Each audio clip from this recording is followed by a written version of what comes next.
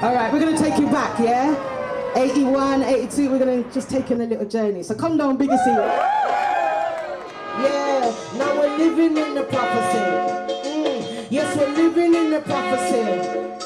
Time is passing and passing and... Empathy Museum, a Brixton-based yet internationally renowned organization that is dedicated to helping people see the world through each other's eyes. Come walk a mile in a stranger's shoes. Come walk a mile in the shoes of these ordinary people with extraordinary stories. The racism was just blatant. It wasn't undercover like now. It was out there. The National Front used to come outside my school, Sokomana, and give out leaflets and everything, and nobody said anything to them. The physical change of the shoes, along with the audio, really makes you feel a lot more immersed. For me, it was a big change in listening to a person who's had very different life experiences than I have. I saw a lot happening, and and they brought in the sus laws, and we were all consumed by it. We were consumed by it. It was always police and us. That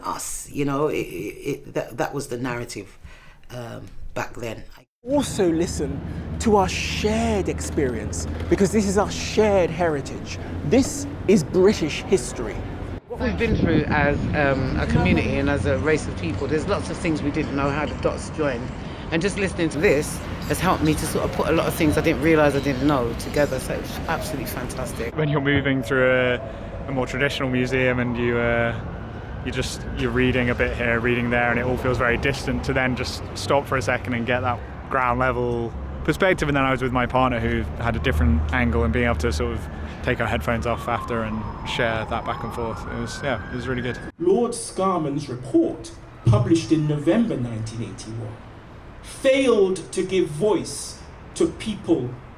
What A Mile in My Shoes 81 Uprisings does is to refuse that silencing, to reclaim our oral testimony, and to retell our stories. See, where I come from in Liverpool, our uprising occurred in July of that year. So we already knew what happened in Brixton in April, and we knew what happened in St. Paul's in Bristol of April of 1980. These are the first things I saw, there was a front line of police officers with all these riot shields. And then on the other side, there were all these youths. There must have been at least 200, maybe more youths. It encouraged me a great deal to believe that, racism is something that can be resisted and it can be fought in the most challenging of ways. My experiences of the riots, the injustice of people like me and how I'd felt. And I didn't want anybody, regardless to the background, to have this feeling that they didn't fit in. I guess I want to ensure that everybody has a fair chance of everything. I'd love to see it in Manchester, because I think it would have so much value for our community, culturally, the young black people, and I would absolutely, vote with my feet and my hands to have this in Manchester. And we need to pass that knowledge and experience on to the next generation. It's about what we leave behind. So please give Empathy Museum a big round of applause for what they've achieved.